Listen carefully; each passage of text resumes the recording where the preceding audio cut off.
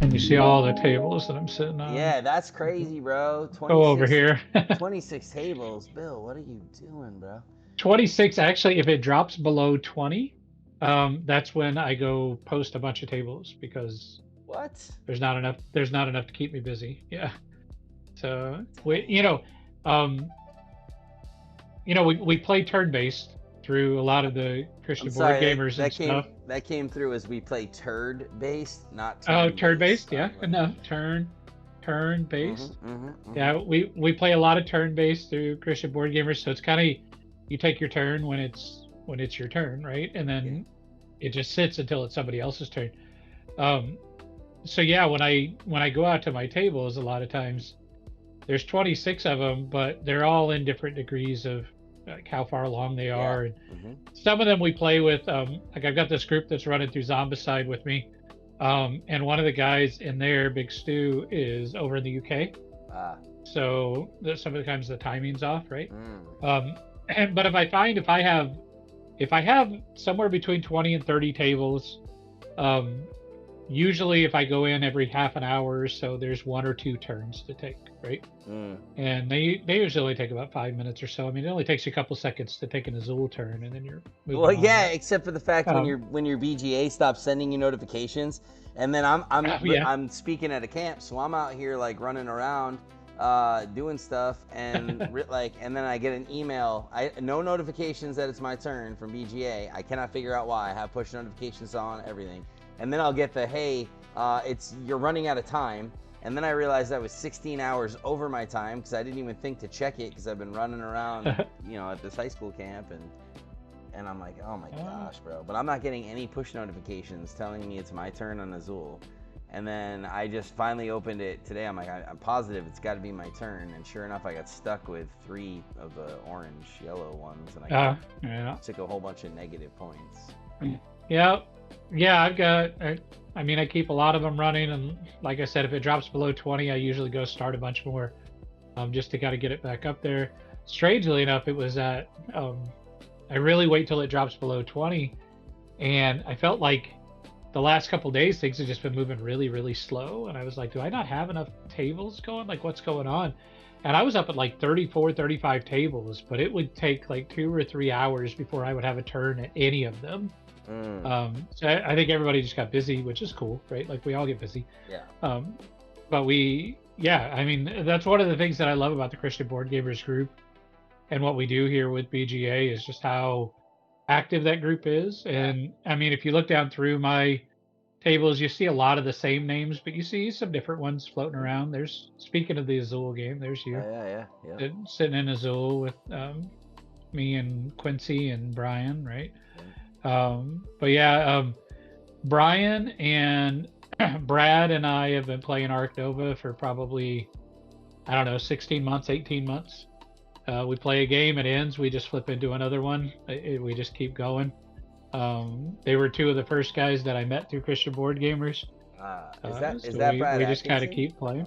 Is that Brad Atkinson? Brad the It is, Bradster? yeah. Okay. Brad the Bradster, yeah. That's So, amazing. so we play quite a bit. Same with this is a couple named Bill and Leslie that I met out at Dice Tower West last year in February. We're always at a couple of tables. The Ark Nova is always going, but there's usually another table of a game that somebody found interesting that started getting played, and so we play at 3 or 4 tables at a time together. Um, yeah, it's a great time. For those that don't know, I live in rural Missouri, right? I'm out here in the middle of nowhere. Oh, I'm getting an invitation to Captain Flip. No, yeah, you just saw it pop up on the thing. I was like, let's get it. Yeah. So I live out here in the middle of nowhere, Missouri, and we're trying to foster kind of a gaming group. There's a local company here in town that does, I think it's Nutrilife or something like that, energy drinks. Okay. They've got like a little cafe. So we hooked up with them. They wanted to, they're usually open in the morning. They wanted to be open in the evening sometimes. They're like, we need some events. And I know a couple of the people that run it. And I was like, well, what if we did a board game night? And they were like, we love that idea. Right. So we started doing monthly board game nights through those guys to just kind of see, um, what would happen with it, and Yeah. we've been able to get anywhere from 8 to 12 people showing up every month, right? And which isn't bad. We're in a town of 2,000 Oh, people, right? So that's that's great. a decent turnout. And what I've really enjoyed about it is we're 3 or 4 months into it, but every month we've had new people show up. And the last few months we've had some of those new people come back, Yeah. right? Which shows us that's exactly what we're trying to do, right? We're kind of building that community. Yeah. So I'm kind of new to Captain Flip, but I'm a little interested in the fact that it allowed you to draw one. I was like, oh, you played the parrot instead of Yeah. flipping it right off the Yeah, bat. and then you have a parrot too, so I didn't flip right out the gate. I just placed, and so now you get to Right. place. Yeah, I think I'm gonna flip, right? My wife Oh, is- and see my that wife- didn't work. So. My wife's appearing. Hey. She can't hear you, but I- she, Oh, oh, you heard him through my earphones. She didn't hear yeah, you. don't let her help, then I'll lose. Right? Oh So yes, absolutely, 100%. the monkey would have been better if I would have got it while the parrot was on the board. Yeah. I'll go there. Oh, you flipped him. All right. No helping. She can't hear me, but no helping. Yeah, no, she won't help. She won't help. I promise. Well, this one's. She's a shark. Yeah. What I hear. Dude, I'm telling you, if I play a game with Stephanie, Ray, and my brother-in-law Matt, I'm really just there to like help them move pieces. Like, there's nothing. Joe and I've learned, Joe and I play the same game for those listening, right? We play the same game at home all the time. It's called My Wife Wins. My wife wins. Right? And we play that every time I sit down at the table. So Well, it's messing me up because I'm seeing your screen, and then I'm realizing because I'm at Camp Living Waters speaking, I'm playing off my phone, and I just clicked the button, and I'm like, it didn't go to where I wanted it to go. I'm like, oh yeah, that's Bill's screen. That's not my screen. Yeah. Speaking of what you were gonna say? no, talking about games, which is part of what we're here to talk about, right? I recently started. My wife and I like a good legacy game. Okay. I got her hooked on those when we played Ticket to Ride Legacy. If you've ever had the chance, a lot of fun. Yeah. The map kind of grows as you play different sessions, and that. And I got her kind of hooked on that idea to like a legacy game, and it really kind of it messed with her head at first, right? One of the things in Ticket to Ride Legacy, without giving away too much, because I think that's a game you have to experience, but one of the things you have to do is there's certain tickets that when you fulfill them, there's a hole punch in the box, and you punch a hole in the ticket to show that ticket's been used that time. So it's interesting concept for a board gamer, especially somebody who takes care of their games, right? To be like, hey, destroy this piece, right? And it really kind of messed with her head. And then she came to terms with it. We started playing. She really loved it by the time we got done. So we've been kind of on the lookout for our next board game, next legacy game we wanted. Okay. And we settled on Pandora Legacy. Pandora. Yeah, so it's Pandora's box, right? Sure. So you're not supposed to open and that. Right, yeah. And the reason I picked it up was because it combined two things that my wife absolutely loves: a legacy board game and a jigsaw puzzle, right? So it says that as you go through it, and we're just getting started, but as you go through it, it's supposed to give you more of the puzzle that you then piece together. And then as you play, as we played the first few sessions, the beginning of it was kind of what I would assume is going to be the bulk of the puzzle. Okay. Right. So, which was incredibly frustrating to me because I don't like jigsaw puzzles. I don't mind them, but I'm not one that'll sit down for hours and do a jigsaw puzzle. Sure, me neither. Right. So, so it was, here's this 300-piece puzzle that you start out with. So the first 2 or 3 hours of playing this board game was just doing a puzzle, and I got incredibly irritated that I felt like I got suckered into a puzzle Sunday when I was trying to play a board game. But when you get through that, then you get certain tasks and stuff that'll have you looking at pictures on the puzzle. You take a piece out of the puzzle and flip it over. There's a number on the back of it, and that's how you interact with this app that keeps forwarding the legacy portion of this game. Interesting. Very similar to an Unlock game if you've ever played anything like that. So yeah. interesting game. It's interesting to this point, at least. now that I've gotten past that first puzzle, I'm okay. I was real mad on Sunday though. I was Sure, like, yeah. I don't want to be doing a jigsaw puzzle. I want to play a board game, right? So Right. This was not in yeah, my yeah. area today. Yeah. So for those of you listening, if you want to, I think this gets posted out to YouTube, right? You want to drop in Yeah. comments or Yep. even hit us up on the Discord channel, right?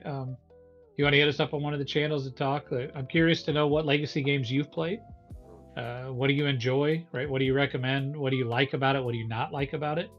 I think Terraforming Mars Legacy is the one that I backed recently on Kickstarter. And that's an interesting one because it's a legacy game that it says it's easy enough to reset and start over. Yeah, and that's my You biggest don't thing with destroy any like components and stuff, right? yeah, So, that's my biggest thing with legacy games. Like I don't love the destruction part. I don't, I want a game that you can reset, like you can play it again, you can create a different experience. It's like, choose your own adventure book. Like what's cool about that is I can go back in. I mean, obviously I haven't read one in a very long time, but you could go back in and try different pathways, right? Like in a legacy game, like you've kind of made your choice and now you're stuck with it, and then at the end you end up with a game with all those choices if you're ever going to come and revisit it, but there's no way to like reset and be like, what if we had done this, like what would the outcome have been, or like that kind of stuff. So I'm not really super keen on that. Plus, like I don't want to spend a bunch of money and then destroy the thing I just spent money on. That's not my thing. But I also don't have necessarily like I have lots of gaming groups, but I don't have a gaming group where a legacy game necessarily makes sense. And, the way our life is right now, Stephanie and I aren't probably likely to sit down and play a legacy game so much as we are to sit down and play something a little bit shorter, something a little more punchy, something we can just get in, get out, and do that kind of one shot stuff. So, yeah, that would be I could definitely see that with Ticket to Ride Legacy was very difficult with, you were doing things that were impacted later in the game. Yeah. Right. So there were things happening that it was, you would do something just kind of in anticipation. And maybe the more frustrating thing was as you built the map, it didn't feel like a lot of the tickets that got eliminated, you kind of needed later, right? Like to connect East Coast cities to West Coast and stuff like that. So you really kind of got stuck with this concept of, like you're saying, right? Like you felt kind of incomplete, like you can't do certain things now. Yeah. Because something I did in previous sessions that I didn't foresee this happening. Yeah. Now I have. That's unfortunate. I really can't flip tiles right now because I'll end up with another gunner and immediately lose. Well, yeah, it's at the end of the game, so you have until the end to actually try to get him flipped back over. Get it flipped back over, yeah.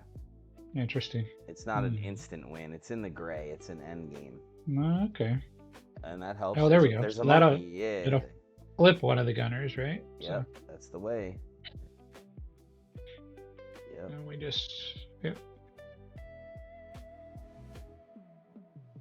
So that allows you to take the treasure. I always thought when you completed that column that the treasure map was then yours. I didn't realize.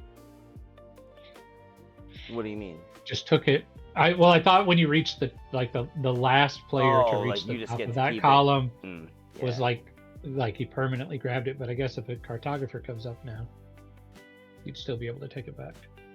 Yes. So talk to me a little bit about where you're at. You're out at Camp Living Waters, right? You're working with the youth this week? Oh, I hit the wrong one. Uh-oh. That's okay. Yeah. I was trying to distract you. No, you're good. Uh-huh. It's fine. It doesn't matter either way. I just was like, oh, bummer. But it doesn't matter because I already lost the coin for the parrot anyway, so it's not any game stuff. Excuse me. Or wait, no, it is, isn't it? Yeah, I should have flipped that. Yeah, so I'm at Camp Living Waters. I'm at the high school camp, which is great. And we are walking through the abundant life in Christ. And so, been spending some time really looking at what that even means, right? Like, what is this abundant life that we have in Jesus? What does that mean? How does that play out? And really, like, so night one, I actually share a story from my wife Stephanie. Share a story, an army story, a war story, pretty intense story. I don't let the students know that it's actually my wife until the end of that story.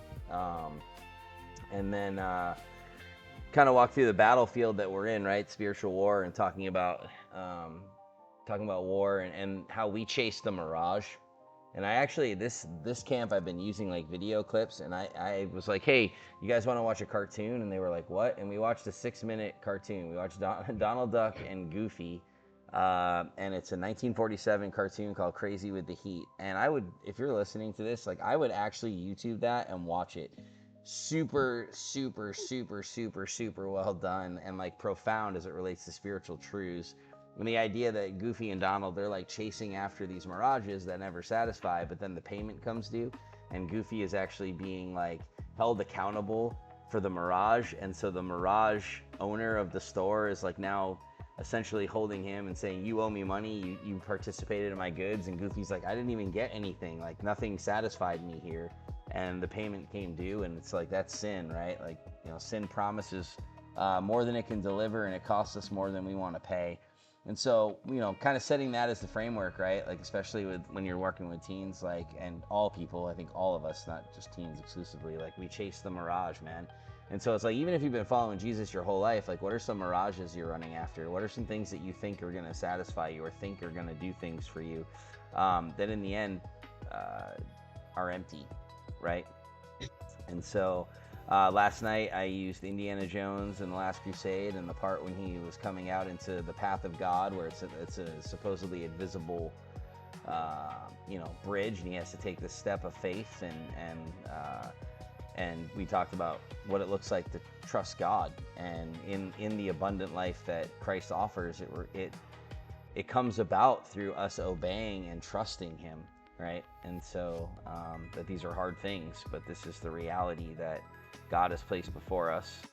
And then then working through tonight will be renewing of our minds, and looking at Romans 12, 1 and 2, and just not being conformed to the image of this world. And so tonight I'll use the Lego movie.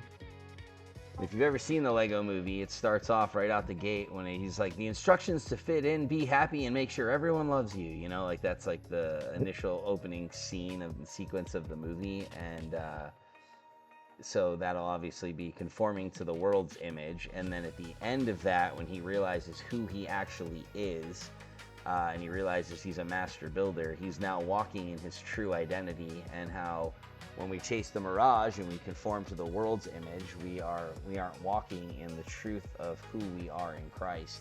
And when we understand who we are in Jesus, we walk different. We walk in that. And so by God's grace, man, He's doing things. Like you know me, Bill, I don't really pull punches. So like night one for me is not like, hey, everybody, we're at camp and this is me and this is my family. It's like, no, you need Jesus, and here's the deal. And it just ramps up from there, you know? And so, you know, I left night two and the students were like, the counselors were all like, dude, like our kids are already like opening up, like we're having great conversations. It's leading into other questions, and we do like a panel discussion on Thursday night. And so we'll have the guys in one area, the girls in another, and myself and a couple other male leaders will run a whole panel, and we'll answer questions for the kids and do all that. And so I honestly, man, I like camp ministry in general. I love high school camp. High school camp allows me to get deeper, because I don't, I do this, I do with middle school too, but I go deeper with high school. I think middle school students need to hear some really intense, deep truths as well. So I don't pull punches with them either. And yet also it's like with high school, you can go just a nugget further, right? And be like, a little further, yeah. Yep, like we're gonna deal with these things. Oh yeah. Oh wait, we're gonna talk about hard stuff that you're gonna have to deal with as a teenager, right? So yeah. So that's where I'm at this week, and then get home and prepare for the Love Thy Nerd trip to Gen Con. Well, I mean, I've been preparing. That hasn't stopped, but it'll be upon us when I get back. So, yeah, man. But it's been great. So. Yeah, my wife is a high school teacher. You know that. Others may not, though. but she teaches at a Lutheran high school. It's one of the last residential high schools in the country. Kids live here and go to school here. There's local kids that go as well, but there's kids that come from all over the world to this little town in Missouri, and stay and go to high school and just learn about Jesus and learn about all the other stuff that you learn in high school, right? But yeah, I get that same opportunity to just kind of connect with high schoolers, and just kind of see Yeah. how their mind works and where they're at and things like that. And uh, by the grace of God, we get to see kids that come here and get baptized Mm. because they spend 3 or 4 years here Yeah. and realize they come from a country um, that's not Christian, Mhm. or they come from a background that's not Christian, and they decide that's what they want to do, right? And that's where they want to be. So um, might have taken you right there at the end. No, no, no. We'll see in game Yeah. stuff.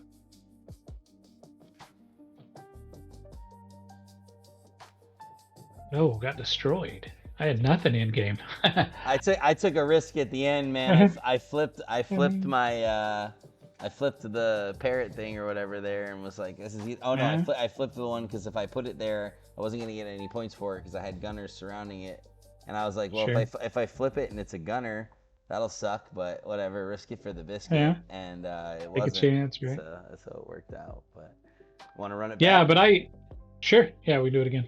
Yeah, but that's I think, my wife always says when she first went into as a Lutheran teacher, when she went to her first call, she taught in middle school. Um and now she teaches in high school, and she's like, I don't know how I ever Yeah. um thought middle school was like. She'd always wanted to be a high school teacher. She's like, she'll say all the time, she'll do something, she's like, this is why I don't do middle school. Hmm. Right? Like, Yeah. this is exactly why I can connect with these kids. Yeah. um I can work with these kids. I kind of get Yeah.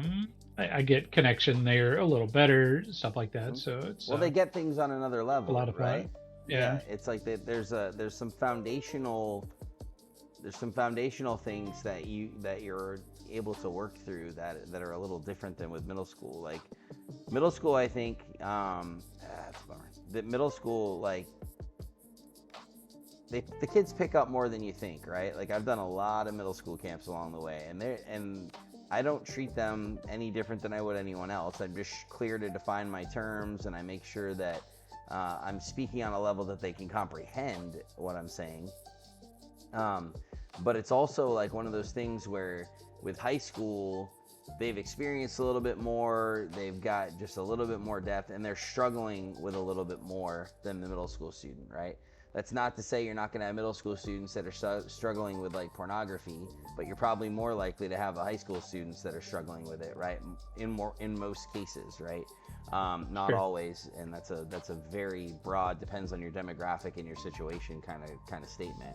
But the high schooler understands it on a deeply different level because they might have been struggling with it from middle school, and now they've got years of it, and they're hiding it, and Yeah. they're walking in those things, or the relationship game is completely different, right? Like so now they're trying to find Mhm. those relationships or trying to do that kind of stuff, and so like you're able to like kind of walk through some of those issues deeper. There are issues you can talk about in middle school, but you're gonna walk through them remarkably differently than you will in the middle school, high school spaces. But yeah, it's a joy, man. And they ask great questions, dude. They're really seeking, and that's what's awesome. Not to say that middle schoolers aren't, but high school students are definitely like, yo, I'm about to like be out of the house and Yeah. life's getting real. Like, what the heck do I do? How do I do this? Where am I supposed to be? What am I supposed to do? How do I do it? I don't know. And it's like, yeah, that's real. That's real stuff. So, Yeah, I enjoy working with high school students when I get a chance to. That's one of the unique things here too. Is sometimes I joke around that I'm dad away from dad for some of these kids because they live here, right? So we'll have kids over sometimes doing homework at the kitchen table, or have them over for dinner here or there, or whatever, right? But we have all of this kind of unique connection with the kids that we get to have, and we get to kind of build a life. And it's odd for me because I joke around with my wife all the time. I was like, I was not trained to be a teacher. Mm. My mother-in-law is a teacher as well, right? I didn't grow up around teachers, right?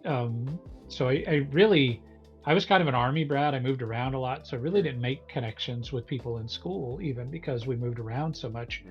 Mm. So I was kind of, I guess, a loner, if you want to call it that, in school. And then now, here I am with these kids, and I work with them at a concession stand, or I get to know them a little bit as freshmen, and then, work with them for 4 years. And then all of a sudden, I'm like, wait, they're they're gone, like, because Mm. I'm not like I'm dad away from dad, but I'm not dad, right? Yep. Like Yep. it some of them I'm lucky enough they stay connected. They talk to me. They keep in touch a little bit. But most don't, right? Like when they leave Yeah. here, it's just a guy from their high school, Mm. right? Like Mhm. they don't exactly keep in touch or come running back or whatever. Now, the school is pretty unique with the fact that it does have um, a pretty good set of a good alumni feel to it. It feels like a college. Like kids kind of stay connected to being an alum from the school, right? And they take a lot of pride in that. Mm. So you do see some kids kind of come back during homecomings and stuff like that, but it's That's cool.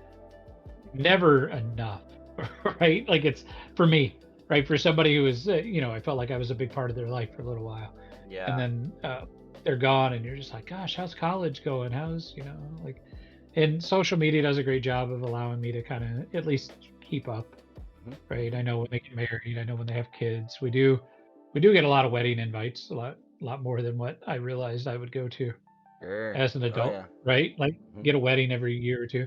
As somebody who's married to a high school teacher, if you don't have the luck to have that out there, those listening, you get invited to prom every year, Oh yeah. right? Yeah. Like you don't always go, but I always have an invite, right? Yep. So it's kind of cool. But Oh yeah. um This was yeah, so actually there's the all light. kinds of This is the lightest year for me in the last, goodness, 16 years of graduations um and like not necessarily weddings, but it's been different where I'm like, man, I didn't have as many graduations because yeah, I've been doing a little bit. I My youth structures are different, right? And there's different things now. It's like working sure. with Youth for Christ is a little bit different than like when I was the youth pastor, right? And so I mean, but I actually got to go to a wedding from a former youth student who I hadn't talked to in years, and he's like, "Man, you're an important part of my upbringing, and I really want you at my wedding." And I was like, "That is super rad," you know. Like I hadn't really talked to them forever, and now he and I are going to lunch Yeah. next week, and it's just good. But Sometimes it's those moments just let you know like something you did mattered, right? yeah, And whether it 100%. matters on a spiritual level, obviously that's the goal, right? Like Yep. that's the level you want to matter to people. Yes. Um, but even just on a like, I recently had an experience with a coworker who I now work with. For those that don't know, I was with the same company for about 15 years. I changed jobs earlier this year, which was kind of nerve wracking, but I'm getting settled in and I'm working with somebody I used to work with, right? That I used to, I was a trainer at the old place. So I trained everybody that came in the door at one point. And now I'm working with somebody that I trained back then. Um, and something came up. We were on the phone with a customer Hmm. and we're teaching the customer something. And I kind of ran through a mantra that I would always say during my classes of like, okay, when you're doing this thing, like this will supersede that, which will supersede this, right? That's the Yeah. hierarchy that you're going to deal with. And the way I said it, I always say it in a cadence, like this before that and that before this. And that's how you remember, right? And everything. And the customer was like, oh, yeah, like actually I was working with your coworker the other day and he said that like word for word. That's crazy. Mm. And I was like, it was 10 years ago that guy sat in my classroom, Mm. right? Where he would have heard me say that. But now here he is 10 years later and he's repeating it still Yeah. to somebody. And it's like you realize, like I said, like you just suddenly realize something I said mattered, right? Yep. And it Yep. and it stuck with somebody for some reason. So 100%. oh, that was unfortunate. Uh Not completely unfortunate, but unfortunate. Yeah. Oh. Oh, nice. Oh, there was the downfall one. Okay. So I got to figure that guy out now. That's got to sit somewhere key. Somewhere that's flippable. Yeah. I always struggle with games on BGA. I love it to play games, but I always struggle to learn games on really? BGA. Interesting. Yeah, I have a hard time learning them, and I think it's a lot because I don't do this enough, where I just get on the phone with somebody and have them like walk me through it, right? Yeah. Well, that's not helpful. So learning games on BGA is always hard for me, and especially learning strategy. I think I get into it and I'm like, okay, like I'm getting it. I get the game, but I really learn the mechanics, right? But I'm not seeing the strategic part of it. And it's funny. It usually only takes one or two times. Like I'll get it to a table, right? I like this weekend coming up. If you're in the Kansas City area, a big convention called CantCon. Yep. Which grew out of people that could not attend Gen Con. So they would say, if you can't con, come CantCon, right? Yeah. I got some friends that run it. Great guys. I love going to it. So that's this weekend, and I've already kind of pegged somebody to. We're learning Container, right? Oh, New game. Yep. New old game, right? Super old game. Yep. But all place put a new skin on it. It's great. Kind of actually. compressed it. Yeah. Never played it before. My wife and I said, "Oh, like okay, let's learn how to play it because we're going to teach it at my retreat." It's like let's learn how to play it, and then we look at it. It says it's 3 to 5 players. I'm like, well, we need a third person, right? And the way it plays out, being kind of an auction based and stuff like that, you really can't mimic the third player, right? You can't like, oh, we'll just share control of the third person or something like that. So I reached out to some friends that are going to be at CantCon. I was like, hey, I'm going to need some help learning this. There were some friends that were like, oh yeah, we want to learn it too. Like we picked it up in the Kickstarter or whatever. So so we'll do that this Sunday. And it's kind of funny when I get a game like that. If I play it Saturday, so when I play it Saturday night with those guys, I could come back and play that online and not have a problem, right? I just need it one time. I need to connect with the physical board. Yeah, there we go. For sure. That's what I needed. Yeah, you did. Jeesh. Drop there. Yep, that was good. Give me something decent. Parrot. I guess I knew that already, didn't I? I flipped it in the first place. So. Oh, how'd I get another tile? Is that because I flipped the parrot? Yep. Oh, I didn't realize it would cascade like that. All right. Oh yeah. And he's and I should have placed my gunner in there. I should have placed my gunner on top of the. I wasn't paying attention to your board, and I was like, oh, I should have done that because then that would have been great. But it still worked out.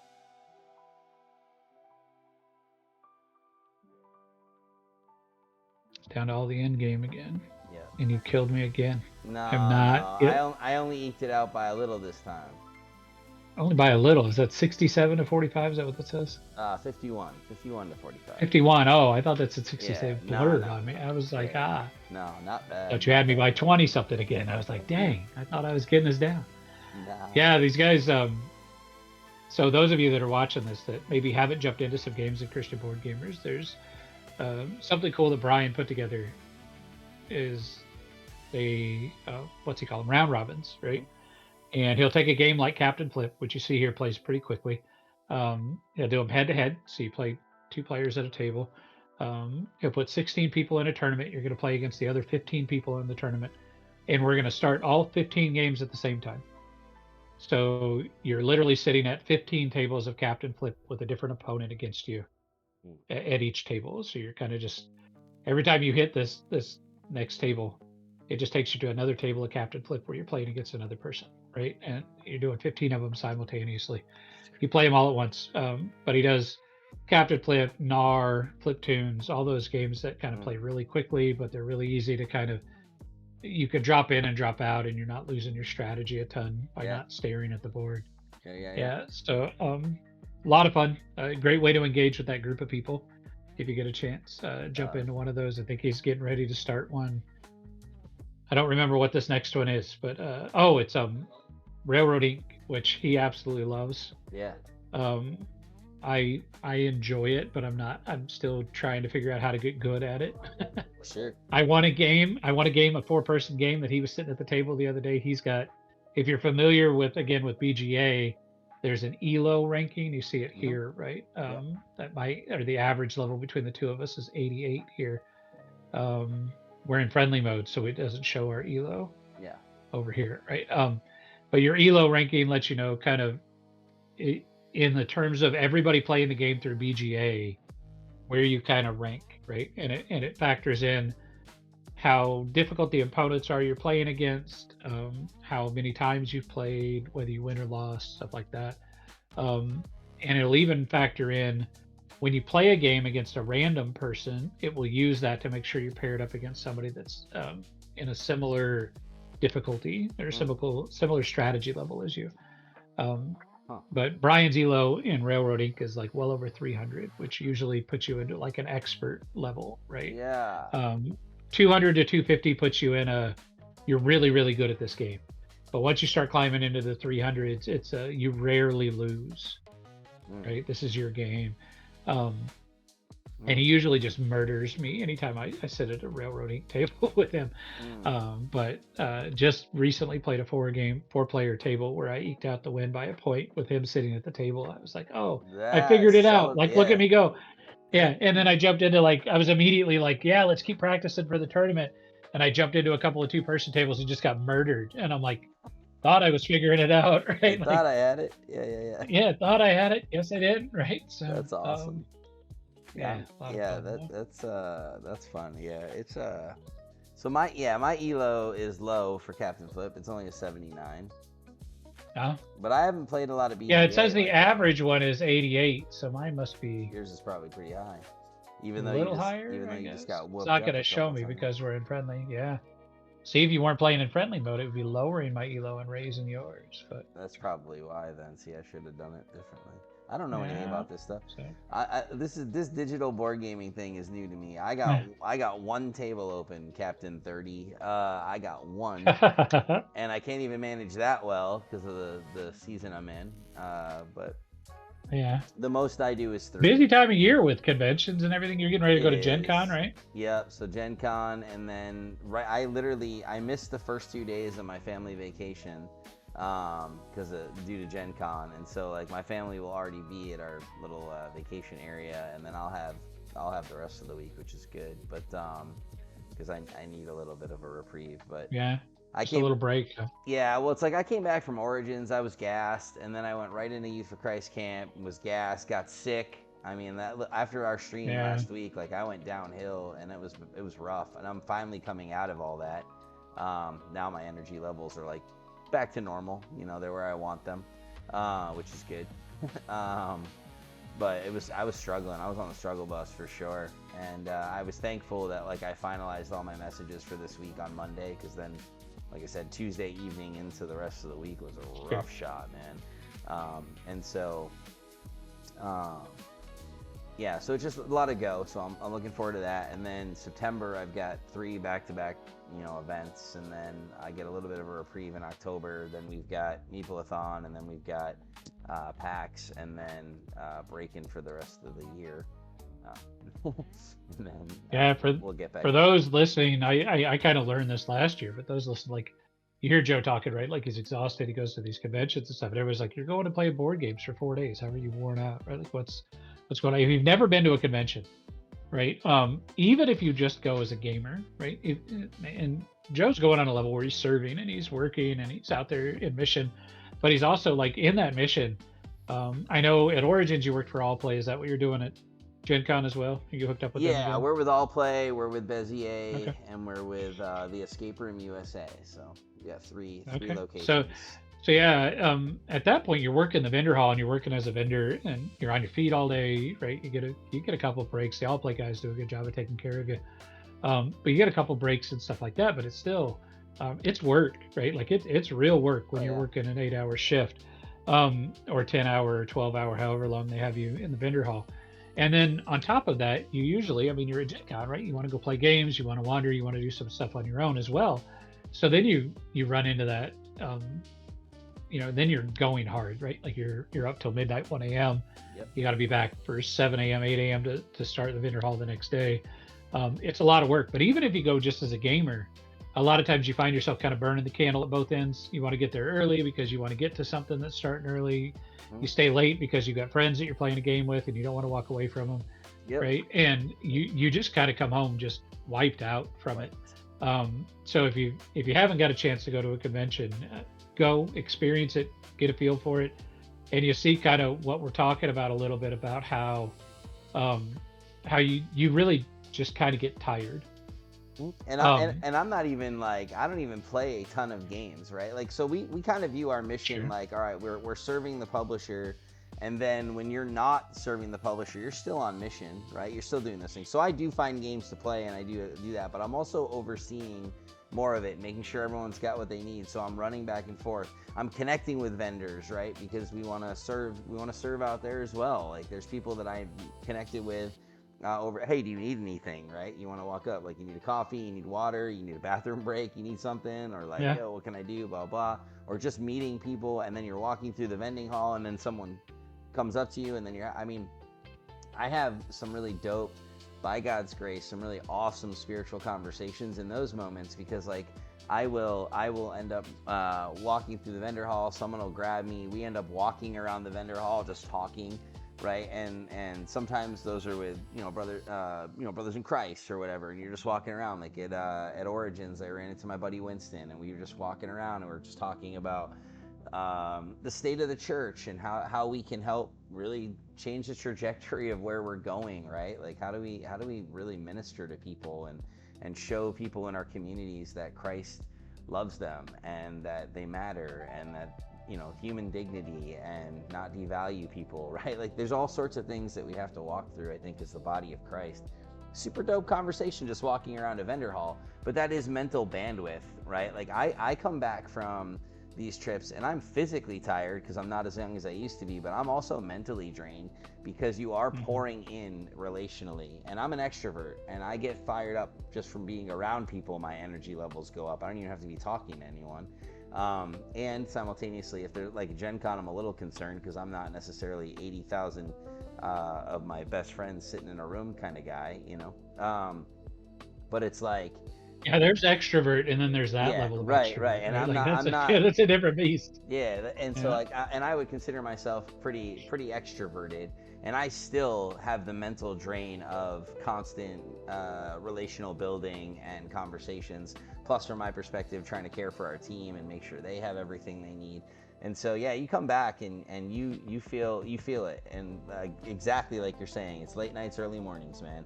By the time you get to bed, you're waking up. So it's like, all right, here we go. Like, let's get it. And so I just pray that the Lord sustains. And I think our bodies, the more I've been in ministry, the more, just in life in general, right? Like, you start to realize, I think your body understands that part of the mission. All right, cool. So for the next 5 days, we're going 150,000 miles per hour. Got it. But come day 6, it's like, I'm shutting down. Like, I'm off.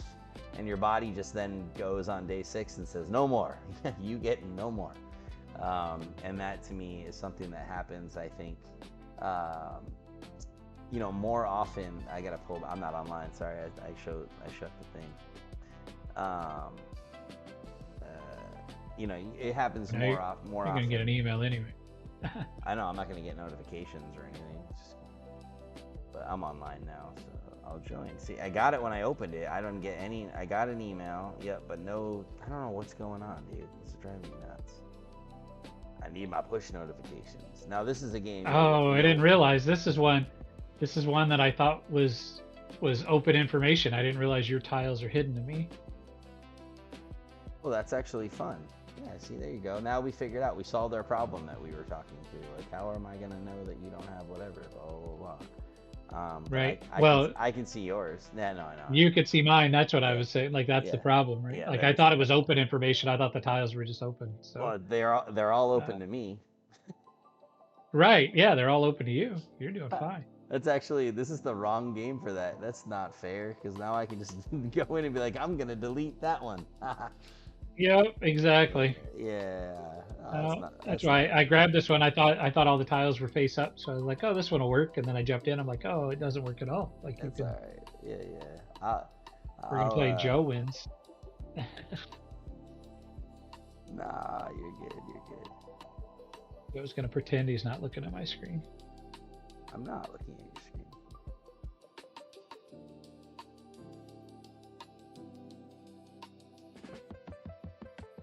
mean, I will look at your screen. I mean, I am now. I just wasn't earlier. I wasn't earlier. No, this is the cool thing about playing casually. Like, honestly, like, I'm not out here trying to be all cutthroat. We can make jokes about it and have it be funny. Right. Yeah. So I will need to cut it after this one. Got to kind of get on to the same next here. thing. So I figure on these things we probably look at that 12:30 to 1:30 window, or in your case 11:30 to 12:30. So then we have like an hour. Sufficient. I must place. This was from a work conference, not a game convention, but one of my favorite things that I picked up recently. This was they had a character artist sitting there doing can koozies. So there's wait for you to look at the screen and you can see it when you're done taking your turn. But there's nice. Oh, what? That's awesome. Like yeah, he drew me onto a can koozie. So. I can discard. Fun little thing to pick up at a convention of some kind. So I did not look. I covered it with my hands. Oh, I covered your things before I went random.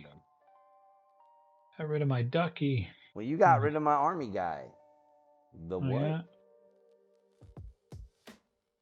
This is a game. So this group, this is an interesting game. One, it's a lot of fun if you haven't played Toy Battle. Great game, especially head to head. We're gonna do a tournament at the retreat. I think it'll be a lot of fun.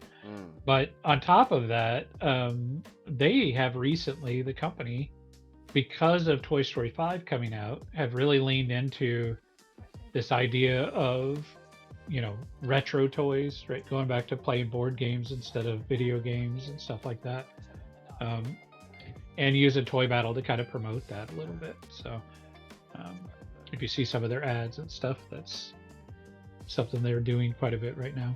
And you mentioned you're going to be working with, is it Bezier? I don't know how to pronounce it. It's Bezier. Bezier. Yes, Bezier. Yeah. It's a French game. Fragile. Yeah. Fragile. It's Italian. Yeah. Just got my pledge for Game Makers. Yeah, that's crazy, bro. Right? That's crazy. That thing's awesome, but massive box. Like, I think I also, because of what I do with the conventions and stuff, got a very large shipment from a retail partner that sent a bunch of games and stuff. And I was joking around that I think the box from for Game Makers was heavier than some of these boxes that contain cases of games in them. But fun game. I got a chance to got it to the table for at least a little bit to just kind of get it set up and kind of see what it would look like and stuff. And kind of the way I learn games when I'm going to teach them, usually I try to get them set up and then I'll kind of play through a round or two just multi-handed. I'll play each player at the table just to kind of see the mechanic, right? And to start seeing how it plays a little bit at the table. Interesting game. The mechanics are pretty light, and I think it also, from what I can tell, it plays simultaneously. And so you're not really waiting for other people to take a turn. It's just the round starts and everybody goes and starts doing their thing. And then once everybody's done their thing, then we move forward to the next round, right? But definitely keeps everybody engaged at the table at one time. We're hoping to get a couple of friends over to play that game together. Nice. So that we can kind of get a better feel from a multiple. Sometimes I'll learn a game playing multi-handed. I'll even be able to pick up the strategy a little bit of this is what that looks like, right? And how it works and what should I have done here and what should I have done there, and this is what that player can do to counter my move and things of that nature. But then even I'll get into a game doing it that way, and it's my brain on both sides of the table, right? Oh, so yeah, for sure. I'm like, oh, I'm going to counter it with this, and I'm going to do that. And I'll be like, okay, I've got it down. And then I'll go play somebody, and they'll play something. I'm like, why would you have done that, right? And then there's a whole different strategy coming at you, and all of a sudden you realize, like, oh, I thought I knew the game. Why didn't you play the game the way I would have played the game? Right, yeah, that's not how you play the game. What's wrong with you? Yeah. So, that's hilarious. yeah, sometimes it's interesting to get a couple people together to at least make sure that I understand how other people see the game too. And even from a rules standpoint, there's times that you get into some rules debates and you think you know it, right? You're like, Yep. oh no, I understand the rule. It means this, and somebody will be like, I think it means this. I'm like, oh, I don't think I saw that perspective to see that it could have meant that. So yeah, that's a different approach. So Yeah. Oh, it's wild.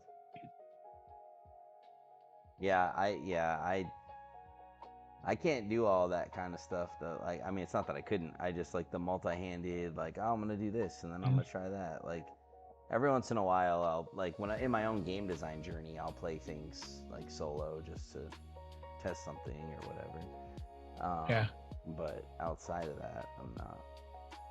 I enjoy a good solo game. I'll play solo. I like right now it's the what is it 20 strong, and the different decks that come with that. Like that's I enjoy those games. But when I'm learning a game, especially if I'm going to be teaching the game, I find sitting down to multi-hand the game helps me to understand it, to see it, to play it better, things of that nature. So it helps me to be able to teach it.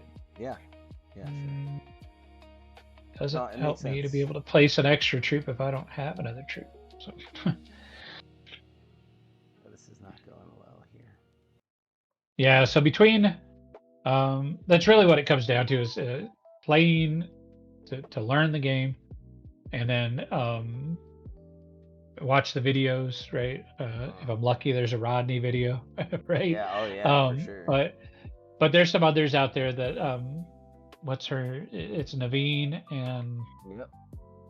I forget her name. That I love learning from them. Like Yeah. they were actually one of the first really true like complicated games I got into, which is funny. We were talking about before we came on the air was Ark Nova, right? Mhm. And turned into one of my favorite games. But that's how I learned it. I learned it from Naveen and the Learn to Play group, and I learned it through there, and then sat down and played it at a table. It was like, okay, I really understand this. I don't know what it is about the way they teach that it They do a sinks great in, job. but it I like theirs a lot. Yeah. definitely works for me. If it's not Rodney, it's them for sure. And if it's not either of them, Yeah. I'm probably just curled up in a corner crying. Yeah, there's times I go try to grab other people, and I'm just like, I don't know if that's gonna work, right? So yeah. It's so funny. I forgot about the stars. Completely forgot. Oh, yeah? I forgot about the stars in this game, and I'm like, oh, you just been fighting and you're not actually collecting stars? not a lick. I don't have a single one. That makes sense as to why this is happening right now. Mm-hmm. Yeah. Congratulations. Welcome to the show. You are the winner. Oh, it's still my turn. Yeah, it's Sorry. still your turn. You gotta discard. Oh, thank you. Just- You discarded the right one. Just kidding. None of them are the right ones. Oh, you activated a special base. Oh, I did. You could choose an enemy troop adjacent to this base to move at one base. All right. We'll come back there. Yeah, thanks.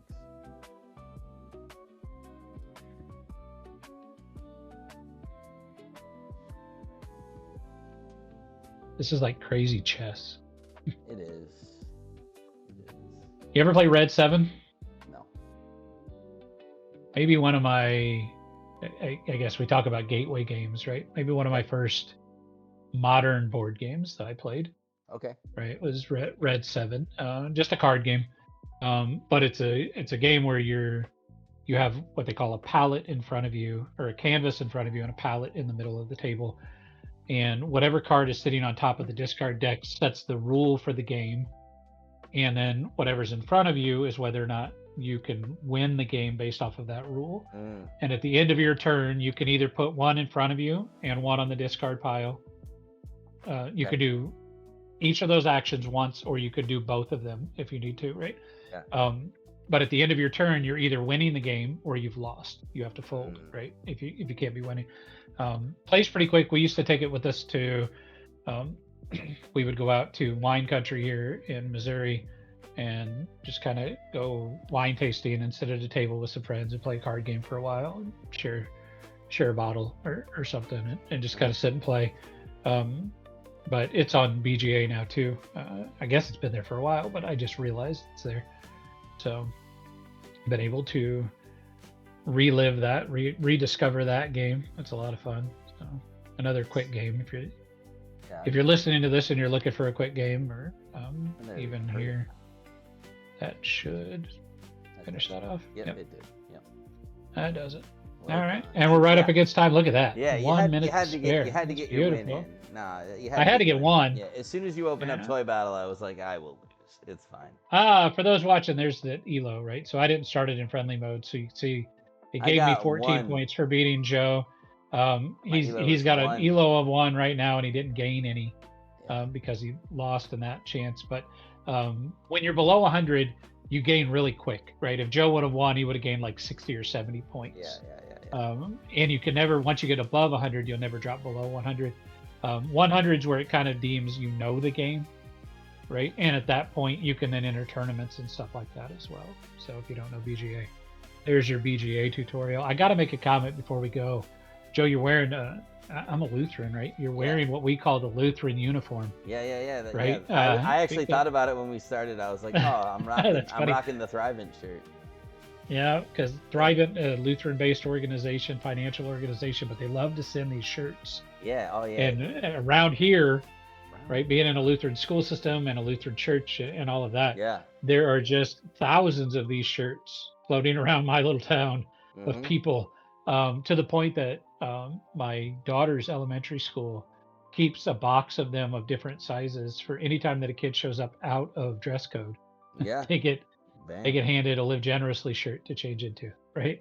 So, Makes sense. you get a Thrivent shirt. So Yeah. No. yeah. So thanks for that. Thanks for the games and the it's comfy. discussion. Right? Yeah, dude. Yeah. 100%. Same bat channel next week, and then we'll roll. And then we'll take We'll a break keep when this rolling. when I'm at Gen Con. I can't do that, but we'll at least have put three weeks together. We so. should do a short one. We won't play games. We'll do a short one. Have you live from Gen Con. Just touch base for a little bit. Yeah. Right? Yeah, I love that. That'd be fun. Yeah. On the spot reporter. On the spot. Hey, I got to tell you before you leave, I got to tell you, if you're gonna, I know we'll talk next week before Gen Con, but our friend Joe is going to be there. Or no, you're Joe. So Rob, our friend Rob, is going to be there. Board Games with Rob. Yeah. If you get a chance to follow his channel, check him out. But I'm sure he'll come find Joe while he's there. Mhm. Chris Couch Games is going to be there. It's his first Gen Con, so drop by his booth, give him a yell. Right, great guy. Chris Couch Games is what it's called. Chris Porter is Chris's name. But yeah, drop by and see him. And then got a ton of other friends that are going to be there, but those two guys are right at the top of my head right now. So I'm sure you drop by on any number of booths, you'll see people that know me that I would love for you to say hi to. But those two guys, definitely make sure. And if you're listening and you're at Gen Con, drop by those two guys. Let them know Bill said to say hi. Right. Talk to them about their new games. Board Games with Rob. He's just out there playing games and getting to know stuff. Chris is a game developer and helping a lot of people that are in marginalized spaces raise their voices inside of the board game industry. So doing great work. So, yeah. But that's it for this week, guys. I guess we'll see you all next week. Bill and Joe play games virtually, right? Virtually, yes, because that's what we're doing. We're playing games virtually. Right. We're playing board games virtually, so it's even more specific. Playing board games virtually. Bill and Joe play board games virtually. Longest title in all of the history of stuff. So, yeah. That's awesome. All right, guys. Dope. We'll see you guys soon. All right. Much love. Peace. All right.